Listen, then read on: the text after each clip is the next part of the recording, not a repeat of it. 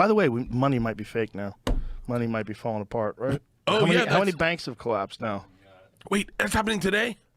I don't know. I was trying to follow up. How many banks have collapsed? It's at least 2, correct? It was at least 2. It might have been 3. And I don't know what happened today with the... I was on a plane with the guy who was talking about this yesterday. Yeah. So the Silicon Valley one collapsed, right? Yeah. And so a bunch of Silicon Valley. Yeah. This is like 2008 all over again. I don't know. See, this is part of the problem with being financially ignorant, which is I am. I don't know. And also being friends with Alex Jones, which I am, which so I get all these videos about the fucking storm. Prepare yourself to the end of the world. I'm like, oh no, Alex, why are you freaking me out? Yeah. I was on a plane next to a guy yesterday and said that today's a big day, that it's coming down where everyone's gonna fucking doubt if the fucking thing collapses or if we get bailed out. Well, apparently there was a big run on the banks today too, and people were showing up at the banks trying to withdraw money, which scares the fuck out of people when that kind of stuff happens. That's how Hitler became fucking prime minister, whatever, dictator. Is he fucking? I've been watching this thing, how to make a dictator on Netflix. Have you seen it? It's fucking awesome. I'm so obsessed with history podcasts and history dictators and whatnot. Do you know who Turkmenbashi is? No.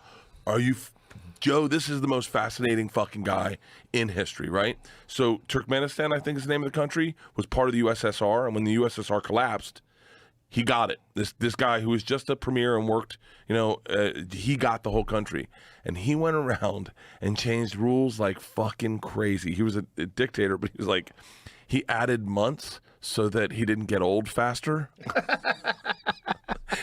He changed the names of the months. I mean, he was a fucking lunatic. He said, you know what? He goes, you know what? Here's the problem. Old people are losing their teeth because they're not eating enough bones. And they're like, bones? He goes, you ever see a dog with missing teeth?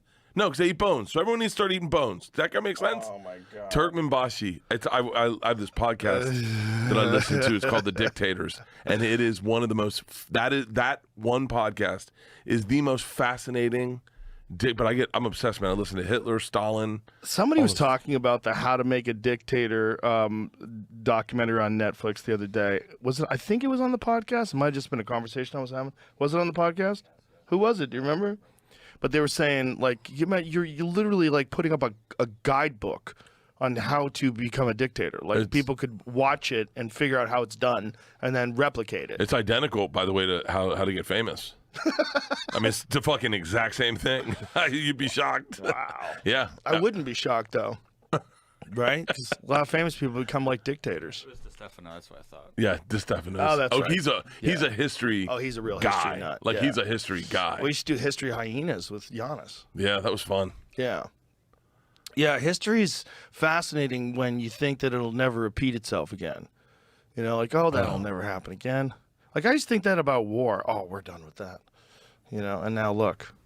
Dude. And the bank thing is fucking... So what is exactly happening? Is this something we need to be concerned about? I watched the news yesterday to find out, and the news said no, do not worry. Oh, well, then I'm worried. Now I'm fucking worried because they've been wrong about everything. These cunts. My uncle called me in 2008 when the housing crisis collapsed, and he was fucking terrified. My uncle's one of the smartest dudes I know, and he was like, "This is going to be real bad."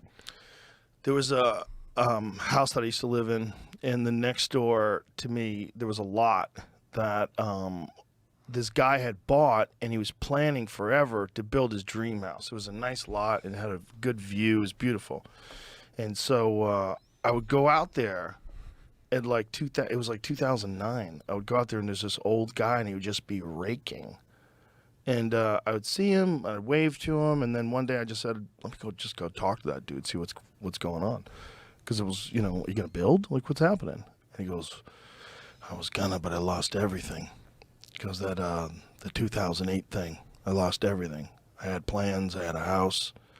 And so I'm just sitting there with this dude who's probably, at the time, 70, 75. This is the last years of his life. And he's just raking this plot of land that was going to be the place for his dream house before the 2008 collapse. And you just realize, like, man, the real victims of all that financial malarkey, the real victims of all that fucking corruption and deregulation and all the chaos that led to so many people losing their houses and so many people losing all their money. This fucking guy just raking his thing made me so sad. Tim Dillon did that to him. Tim Dillon did it to so many people. He's what was I gonna do? If it wasn't me, it would be somebody else. They were gonna blow it on pills and women anyway.